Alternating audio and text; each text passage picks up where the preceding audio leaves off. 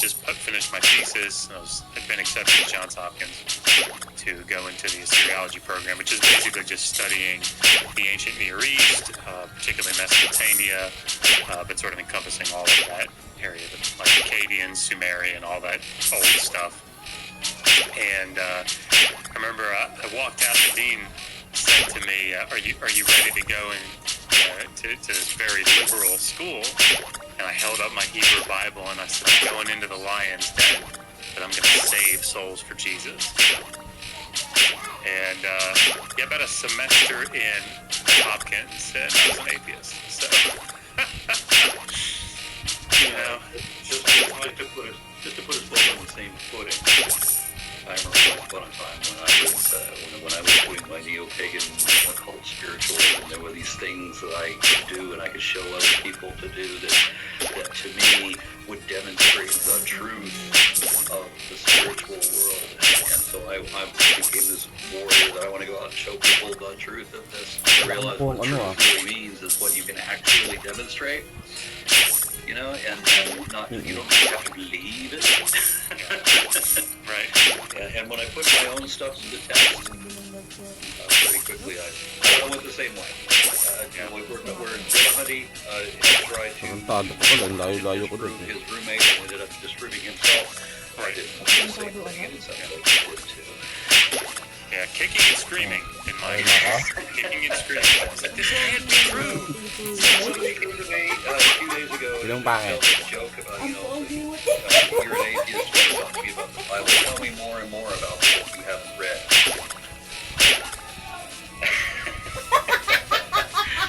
And a bunch of people joined in immediately to say that people saying that atheists haven't read the Bible. Why do you think that they're atheists? It is definitely my experience, particularly since, coming onto social media like 2 or 3 years ago.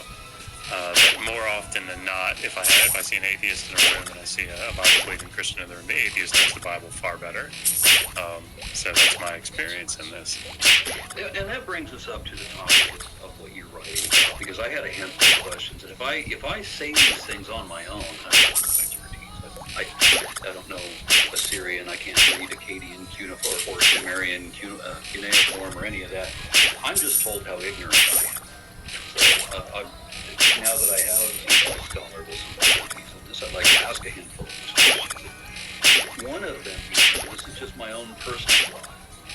What they call it, the Tetragrammaton, I think is the name, YHWH, right? So people have a tendency to pronounce that Yahweh, but it occurs to me that it's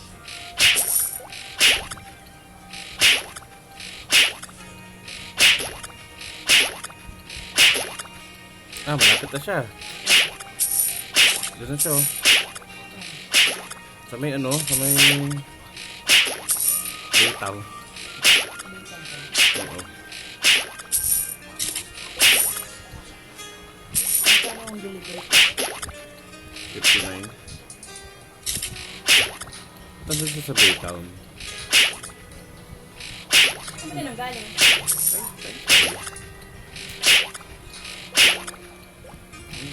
Malayo din pala. Kung sa may Highway 2000.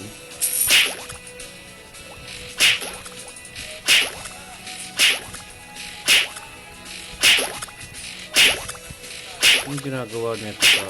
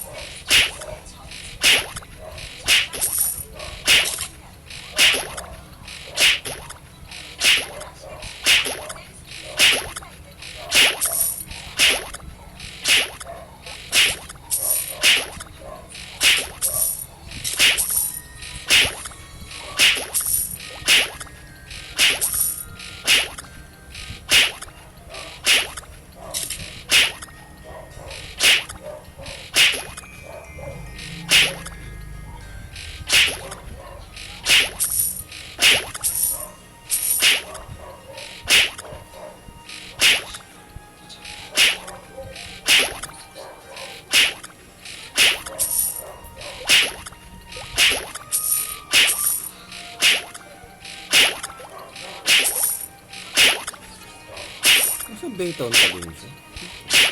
Traffic ba?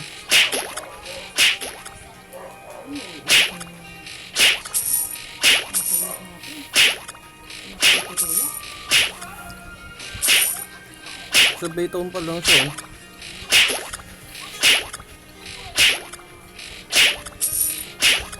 Konting tip na lang eh.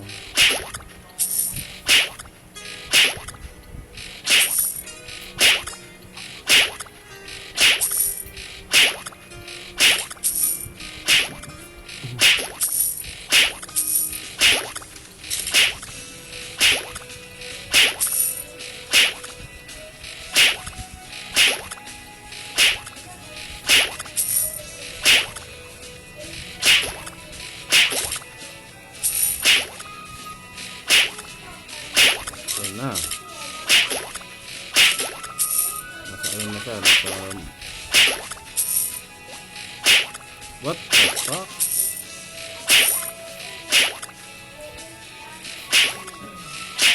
Doon na siya sa may ano, sa may medic.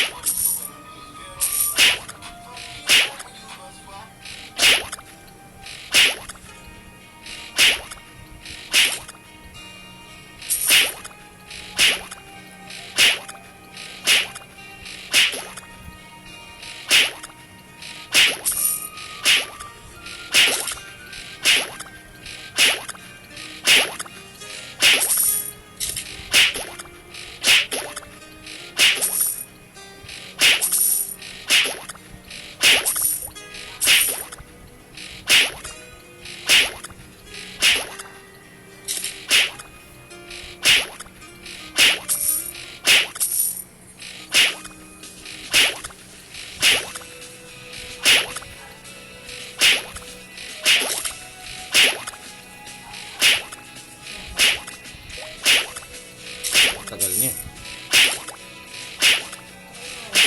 Hindi. Nasa ano pa lang siya eh, plaza.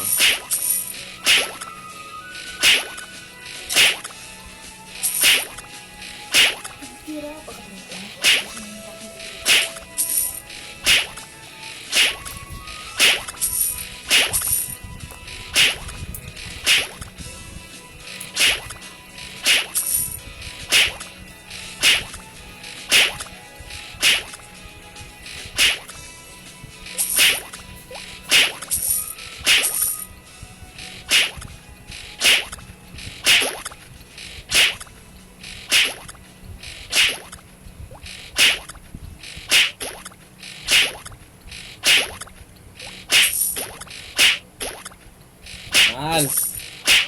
Malapit na siya, paikuha mo na.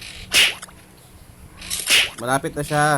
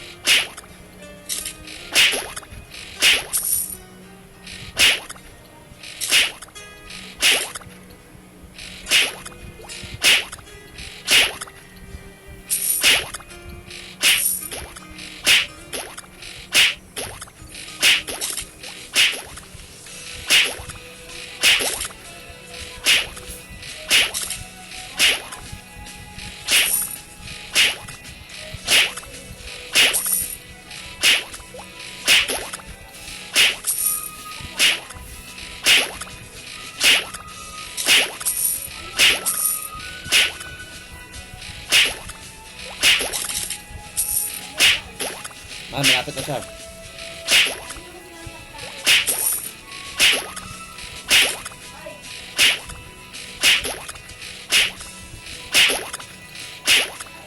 Ay!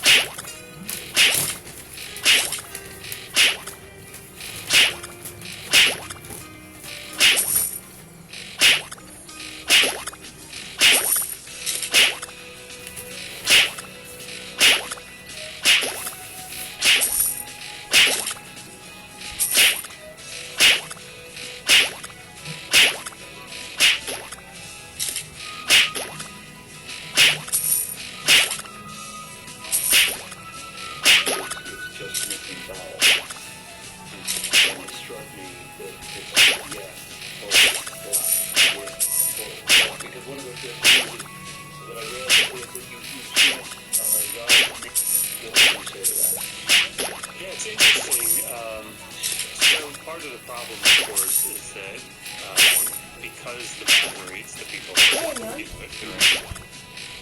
that long tradition, translating the Bible in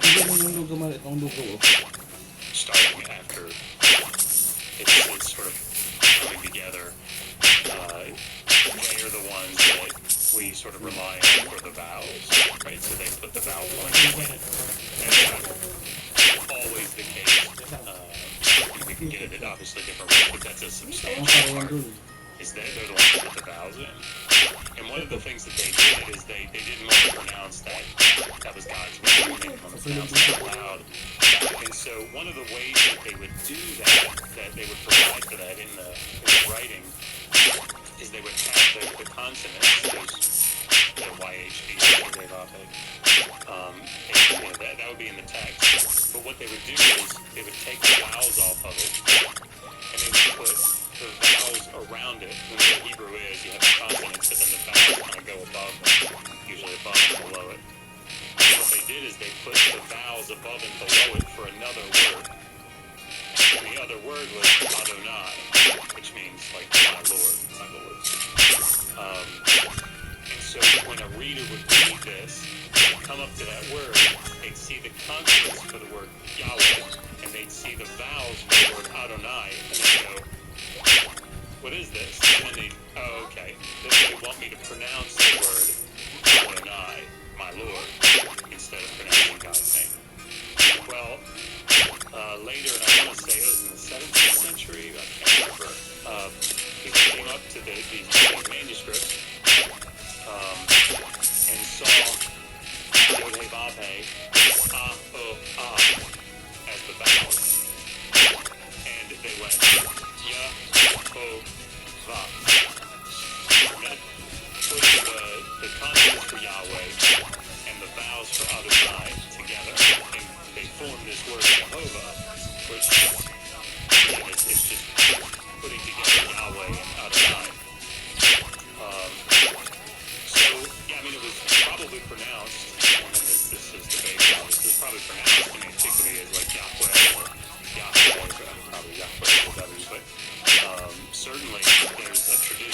form. Yehovah, that's where that comes from. I think that probably has, yeah, I mean, it probably has there's probably some validity to that, the people have used it that way. Like, original, it's Yahweh's difficult because we don't know exactly the vowels that should go with it. Again, I think most Hebrew Bible scholars would say, in the Iron Age, this was pronounced Yahweh. What I'm hearing is that my assumption or hypothesis is correct. Hindi ba naman pa? Yehovah is the link to Jehovah, the Tetragrammaton is the link to Jehovah. So we start out with that name. Right. And we're not really sure it started out with Yahweh either. Right? Yeah, it's tough to know. There are some things that factor in, and of course this is a very complicated linguistic argument that this is certainly not my area of expertise. Hawak mo yan. Bakit mo ginagamit mo?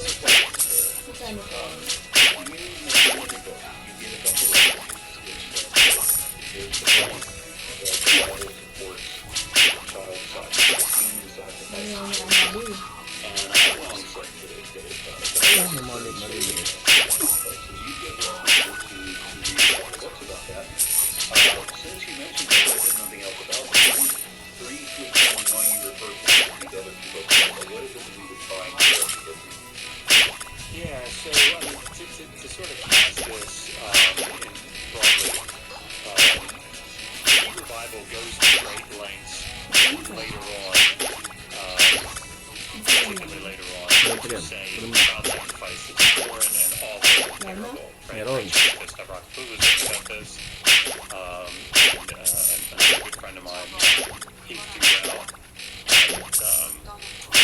written about this. And it essentially, the question that they're trying to get, particularly he was trying to get at, is this apologists, when you talk to apologists, the first thing that you hear, if you ever bring up something about genocide, you talk about the Amalekites in 1 Samuel 15, and you talk about Numbers 31, or you talk about the flood, or any of these things, or the Canaanites, the first thing that I hear coming out of their mouths is, do you know how horrible those people were? Yeah, that's Like, what they're sacrificing babies, and they talk about the bronze altar, of Molech, and the children, right. Well, these are, we have to be very careful when we talk about the ancient world, that we don't just go with propaganda, right? And that's true not just of the Hebrew Bible, that's true of anything. If you go read through Neo-Assyrian or Middle Assyrian royal inscriptions, these inscriptions of kings that are talking about the war, or the battles that they fought, the people that they conquered. These are kings that are going out and kicking ass, particularly to the west, and they're stealing a bunch of tribute, a bunch of goods and stuff from people. And that can't look good. If you're writing about that, that doesn't look good.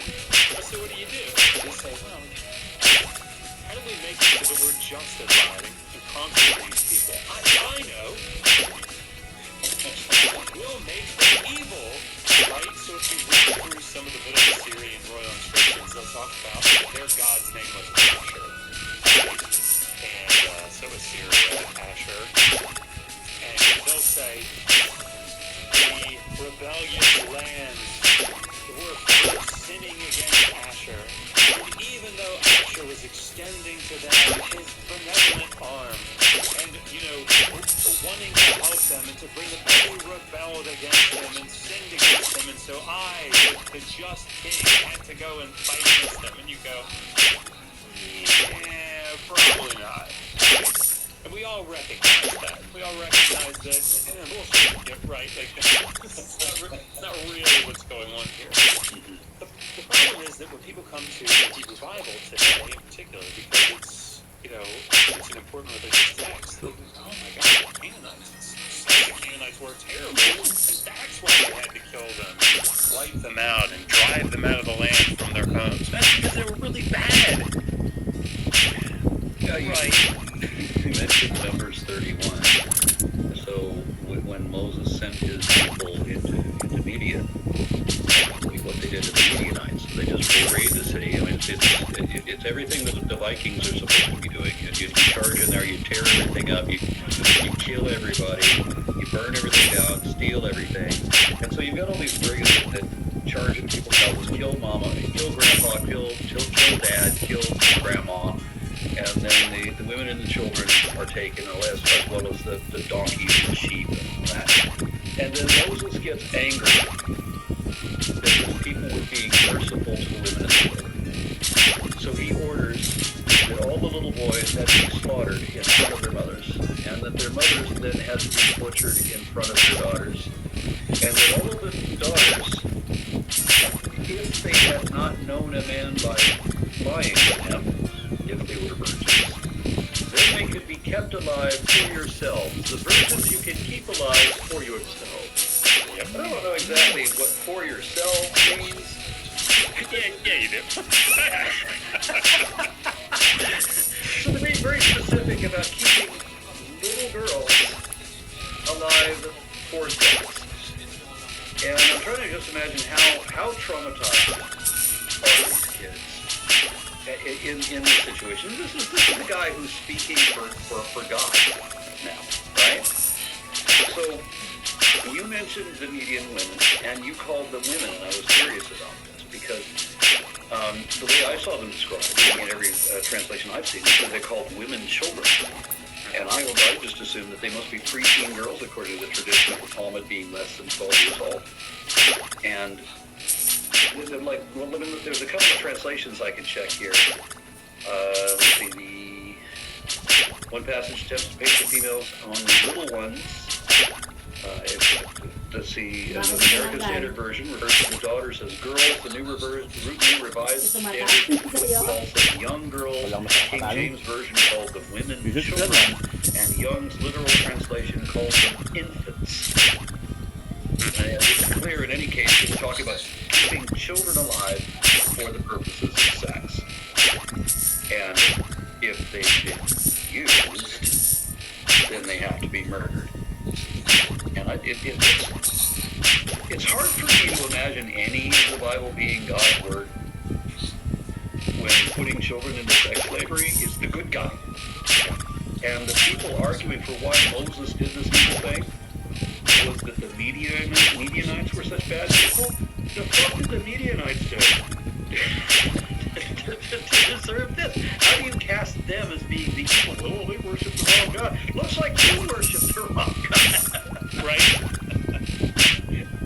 I mean, I think this is really this is one of the key problems that I have with apologetics.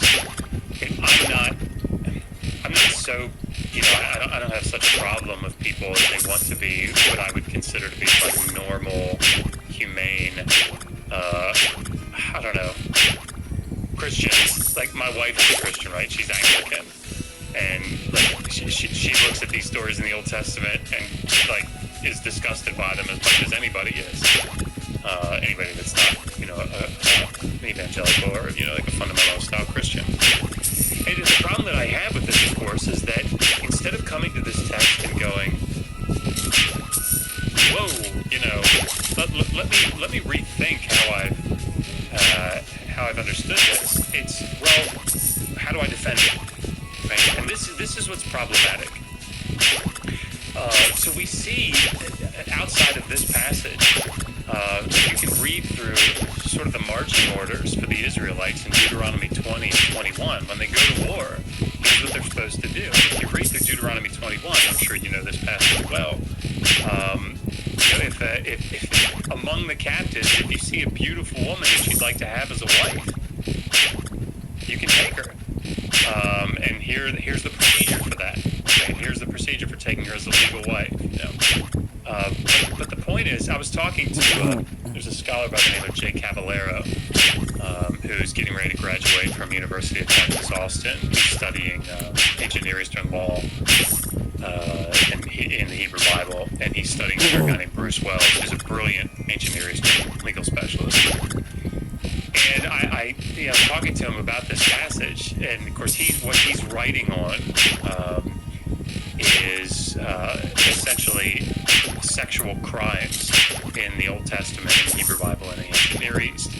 And he said, let's not be fooled here. Like, this is rape. This is straight up rape that it's condoning, right? There's this captive woman has, like, she's not consenting. She's not saying, oh, this is a great idea. I'd love, you just butchered my family. I would love to come marry you. That's awesome. So this is what's problematic about this. And this book that's coming out is Volume 1. Volume 2 is going to have an entire chapter dedicated to genocide in the Hebrew Bible and all the apologetic arguments that you see, to sort of whitewash it and what it really talks about. So I've spoken about that myself, where they say a woman comes home and she finds that her husband has now loaded a new teenager into their bed. And she's a prisoner of war, but now she belongs to him. And you now have to take care of what is potentially your replacement in that marriage. And there's nothing you can do about it. So it's just unfair to everybody. And that's not even getting into Numbers 5. The whole when a guy goes off on a trip, it usually takes months. He'll go anywhere. It takes months. And he comes back, and mysteriously, his girl is pregnant. And he puts the math together in his head and uses his abacus and realizes that, hey, this doesn't add up. And so he can then take his wife to the priest, who's then going to force her to drink some cursed potion. It's a potion that is literally cursed. It's made out of like goat shit and dust, but it's basically a potion that is cursed. God has to participate in this. And then if it causes her to miscarry, causes her womb to discharge and leaves her barren, so that means that she cheated. But if it doesn't kill if the potion doesn't kill the fetus, that means that it's his and that she hadn't cheated on him. And Christians argue that that's not an abortion. Well, if she's pregnant and she takes this potion and it leaves her barren, what is that? Who doesn't say she was pregnant? No, you're right. It doesn't explicitly say that she's pregnant. But what if she is? It doesn't say that. Yeah, what was the reason why he thinks she cheated? I mean, it definitely says that there's a discharge of semen in her encounter with the other guy, right? With this hypothetical other guy. There's it's like a lying of semen, but it's the same phrase that's used to talk about when a man ejaculates. So, I mean, it's certainly not a stretch. It's certainly not a stretch to say that if this were actually practiced, which, like, I don't think anybody actually thinks this was practiced. Right? I think this is part of this. It seems to be something that would be laid out, like if you suspect that this is what's going to happen. But I also got the impression that nobody ever actually did that. Yeah, there's definitely a practice that was done in the ancient Near East called the river ordeal in Mesopotamia, and it's the same sort of principle where it's a situation where you suspect something but you don't have evidence. You don't have a witness. You don't have you just don't have evidence of it. So what you do is you have to call upon the gods to help you because they see everything or they know everything. And so Show up and give testimony. right. So the river was a god, right? So what you do is you go to a certain part of the river, the Euphrates River, and you throw them in. And depending, there's different things that can happen, but like the god is the one judging them. And this is the same sort of thing that's going on in Numbers 5. And yeah, it's true that the text, I don't think the point of the text is, all right, here's the law on abortion. Right? I don't think that's what's going on. However, in the same way, I don't think that Deuteronomy 21 is saying it's okay to rape people. I don't think that's what the text is intending. But it's certainly what the result is, right? It's certainly what the result is. In the same way that, in Exodus 21, where it talks about if two men are fighting and they strike a pregnant woman, that passage clearly shows that the fetus is not considered from a monetary standpoint, from a legal standpoint, a human, right? It's not considered on equal footing with like the woman, right? And while that's not the point of the text isn't to give some sort of treatise on the value of humans or whatever. Certainly that's one thing that you can determine from it. So I think that's important to recognize. So we mentioned we started talking about whether the Bible endorses sacrifice of children. And what I wanted to mention too is that one of the things that Christians are constantly criticized, even more than I'm completely in the Bible, when I read Exodus 34, where Moses goes back up the mountain because he destroyed the Ten Commandments, not actually 10, never 10 Commandments. He brought down a whole flat load of commandments for his father to count them. Because I'm not sure, in Exodus 20, it seems like there's either 11 or 14 commandments just there, depending on how you read it.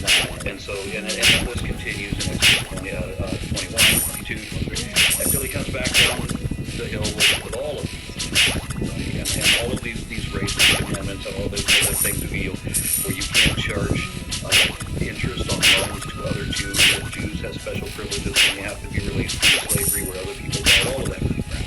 But then when you get into Exodus 34, which is supposed to be God rewriting the Ten Commandments, except this time it is only 10, he says it'll be exactly like they were before, except that there's nothing, except the first two are the only two that are still the same, and they're not even the same. They're paraphrased of what they were before. Even those two are not the same. So suddenly the fourth commandment is no longer honor thy father and mother, which I think is the fourth commandment. Now the fourth commandment is you have to sacrifice your children. Do not hold back offering from your granaries or your vats. You must give me the firstborn of your sons. And then every Christian wants to tell me, Ragdang ah. well, that didn't really mean what it says. This is one of those arguments when you say the Bible says this and people say, no, it doesn't say that. You show them, well, that's not what it means. That's not what it means. That's not what it says becomes, that's not what it means. Well, what does it mean then? And they said, well, they didn't really do that. And then I turned to a number of other places. There are other places in the Bible that says, yeah, they actually did do that. I got some on screen. I got Leviticus 27, 28, and 29. Oh, para malaki. But nothing that a person owns or devotes to the Lord, whether a human being or an animal or family land, may be sold or redeemed. Everything so devoted is most holy goes to the Lord. No person devoted to destruction may be ransomed. They are to be put to death. Now, is God's word literal? Is it God's word? Is it the absolute truth? Did people actually do this? Numbers 3:13. For all the firstborn are mine. When I struck down all the firstborn of Egypt, I set apart for myself every firstborn in Israel, whether human or animal. They are to be mine. I am the Lord. Ezekiel 20 to 25, 20, and goes to verses 25, 26. So I gave them other statutes that were not good, and laws through which they could not live. I defiled them through their gifts of the sacrifice of every firstborn, so that I might fill them with horror, so that they would know that I am the Lord. That's telling me people did that. Ezekiel is lamenting that people really did sacrifice their children to their God. And this is sort of what, if you read through Heath Durrell's book, and we talk about it, a little bit in my book, there's a difference between what the Hebrew Bible, particularly later, is reacting against. He makes the statement in the book. He says, you don't tend to make laws against things that people aren't doing. Right, and so when Ezekiel's lamenting that they're doing this, it's not because they're not doing it. It's because they are. And so what he's trying to get at, and we have to be, this is one of the things that I think apologists aren't careful about, and that is having a foot in each interpretive camp. Let me explain what I mean for a second. If you say Moses wrote Genesis, let's say, he wrote all of Genesis. If you say that, and then you take somebody to Genesis 37, and you say, how did Joseph get down to Egypt? Did the Ishmaelites take him, or did the Midianites take him? If they say, well, wait a minute, one is P, and one is J, right? One is this tradition, this source, and this is this other source or tradition. You would say, well, wait a minute. You just said that it was Moses that wrote it. Yeah, it is Moses that wrote it. For the benefit of the audience, when you say this is P, this is J, you're talking about the priestly versus, what is it, the Yahwist? The Yahwist. Yes. And so they can't have it both ways. Right? You can't say Moses wrote it, and then when you point out a contradiction that shows this couldn't be by one person, you can't then appeal to the two different sources that show two different writers. You can't have your cake and eat it too. You got to pick one. And the same is true, I think, in talking about things like child sacrifice or genocide. So I had a debate recently. Matt Dillahunty and I debated Stewart and Cliff Kneckley. And in that discussion, they on the one hand, they talked about how awful the Canaanites were and how awful is child sacrifice and all this terrible stuff. And then in another part of the debate, they said, oh, well, most scholars agree that, and then they cited something that was critical, something that would go away from a fundamentalist inspired position. And you go, wait a minute, you can't have this both ways. You have to argue from one or argue from the other. Never do the twain meet or whatever. Never the twain shall meet. And so here with child sacrifice, you can't say, well, we know historically that there was child sacrifice, but look, the Hebrew Bible says that the Israelites aren't supposed to do it, so they weren't doing it. And you can't do both. So what Heath Durrell is talking about, particularly in his book, is he's giving the evidence that we have from the first millennium BCE for child sacrifice, and there's not a lot. Right? There's not a lot that we have actual archaeological, or textual evidence. We don't have a lot outside of the Hebrew Bible. However, it seems reasonable to conclude that the Canaanites were sacrificing children, and it's also very reasonable to conclude that so were the Israelites, right? And they're offering these sacrifices. And a lot of times Christians will say, okay, I can get down with that, right? They're offering sacrifices to like Baal or Baal. No. They're offering them to Yahweh, right? That's the point. They're offering them to Yahweh. This is what the biblical writers are reacting to. That this earlier tradition, or this thing that's brought in by Manasseh or Ahaz, that these are things that are being reacted to. And so I think it's important to recognize that there's some propaganda going on, a lot of propaganda going on in the Hebrew Bible, and you can't just open it up and go, all right, I'm going to lay out my history by reading these pages, because that's not how this works. You have to be able to recognize that these Israelites were doing many of the things that they're strongly reacting to in the text, and for that reason, because they were doing them. One more thing that you had in your book that I thought was music, which isn't probably relevant to the rest of it. I just found it charming. When you said you found a letter, and I'm guessing this was a bit of dried mud with cuneiform on it. Maybe that's what you're talking about. But it's a letter from a wife berating her husband. When you left, you didn't leave me one shekel of silver. You cleaned out the house and you took everything with you. Since you left, the terrible famine has hit the city of Assur. But you did not leave 1 liter of barley, and I need to keep buying barley for our food. Now I live in an empty house, and the seasons are changing. Make sure you send me the value of my textiles in silver so that I can at least buy 10 measures of barley. And I'm like, yep. This is a wife berating you, and I'm sure that the husband, if he was in there in the room at that moment, was like, yes. Well, it was an interesting time. It's actually Megan, my wife. She's also an Assyriologist. It's her favorite period of time. It's called the Old Assyrian period, and it's right at the beginning of the second millennium BCE, so like 1900 BCE, and you've got this thriving trade network that's been, if you think about like Iraq right now, you think about like the northern part of Iraq and northeastern Syria. They're traveling from that area and they're going up into Turkey.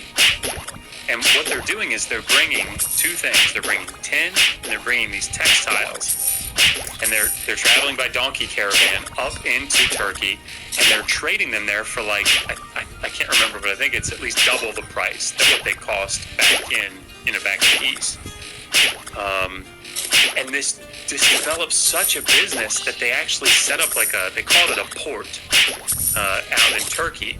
And people would set up all these complete enterprises. They had these donkey caravans that would go up with the tin and the textiles, and they'd give them to their fellow business partners there who are living in that area, and they'd set up shops, and they would sell all the stuff for them, and keep certain percentages. But people, because it was a long trip and you couldn't travel all year long because of the weather, they would stay up there, and sometimes they would stay for a year, 2 years, 3 years. And so we have accounts of this, like we have letters in cuneiform from these archives that show the same kind of interaction you were just talking about. Wives writing to their husbands complaining about them because they've got two families now. They got a family out in Turkey, and they got a family back in Ashur. And this was just the way that it was. And so we get to see that it's sort of behind the scenes. There's no real propaganda. It's not a royal inscription. It's not something to the gods. These are just letters. People are writing. Nakikinig ako sa dahil ano nga eh. Nakikinig kasi kinukontra mo. Hindi. Sila nga yung kumukontra eh. Kaya nga nanonood niya kontra sila. Kasi nga, nabasa nga nila yung nabasa nga nila yung Bible at marami silang nakita ng mga hindi tama. Kaya nga.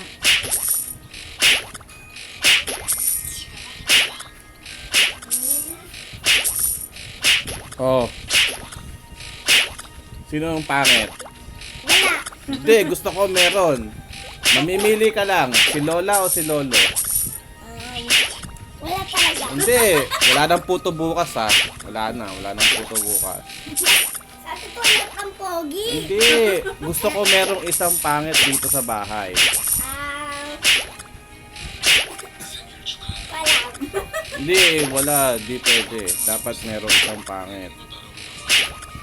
Basang-basa ka ng pangit. Ano ba yan? Saan ka nang galing? Wala. Diyan Wala. lang. Basang-basa ka ng pangit mo. Diyan lang. Diyan. Maghubad ka ng damit at Basang-basa ka ng pangit. Sakit ka. rasan mo na kasi. Bali mo na yung damit niya at amoy pawis na yun. Natutuyuan nga ng pawis eh. Yan!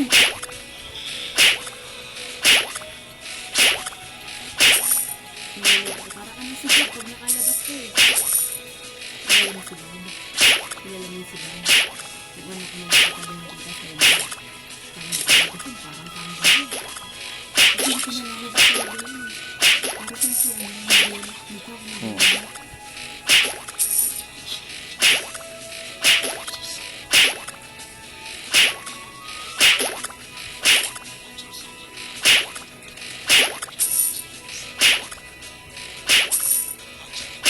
Ano ginagawa mo sabon? Dab? Bakit ano lang yung ano mo? Malapit na maubos eh. Kaya dito. Eh di yung kalaputi ko doon.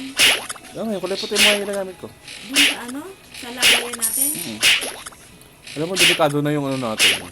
Yung nilagyan natin. Kalawang. Ano ko kaya yun nung gano'n? Iha? Hindi yung tapos kikis-kisin muna tapos titirahan yung kaselit mo. Pwede. Ma? Hindi ka liha. Bilhin din. Meron dyan? Bilhin si tatay dito. Hindi lang may doon. Tapos mapinto ka.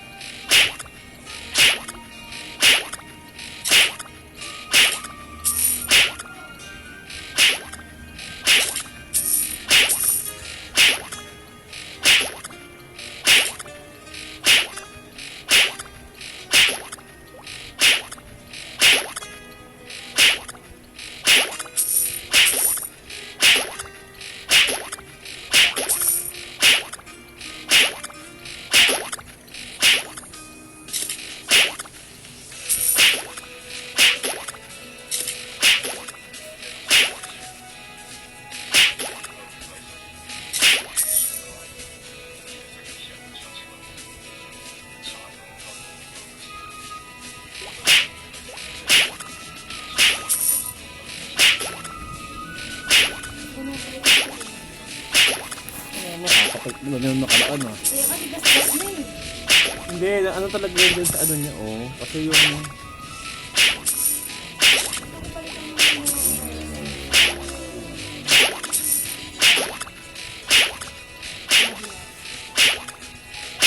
Oh, ba't mo namin yung titi ko? Ayun mo. Ang lakas ng butas mo. Bakit mo namin yung titi ko?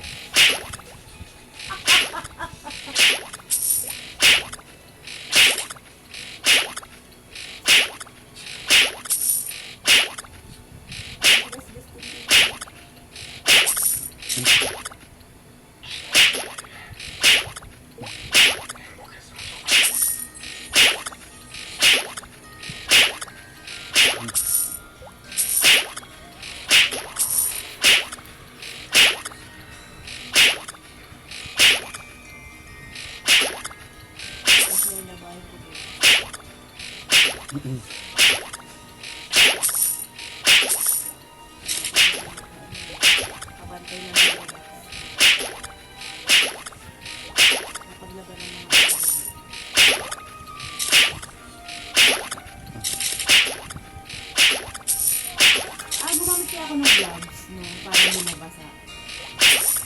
Parang ito pa yun yun. Narinig yun.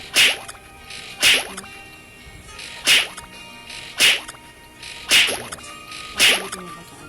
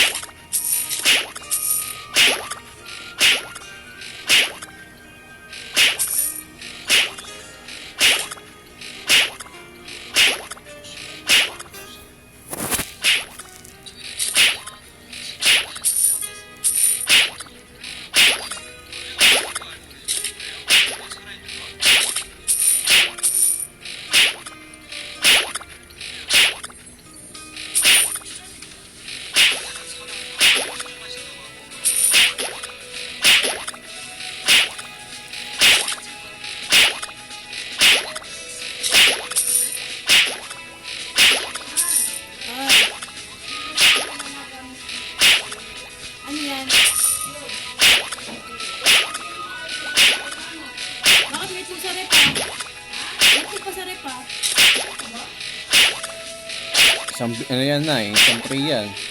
Ano lang ba? Ito. Wala na. Wala na pa sila na eh. Pwede sa akin.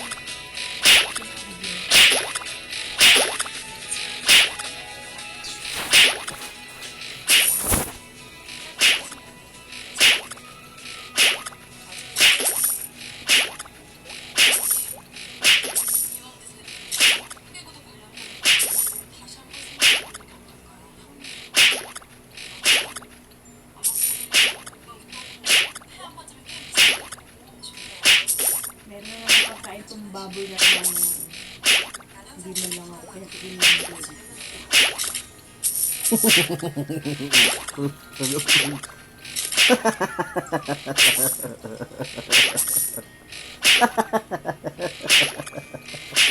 Nagtutunog ko eh, di sa bono ako. Ano? Ang sarap ng liyan ko, mahal. Ha?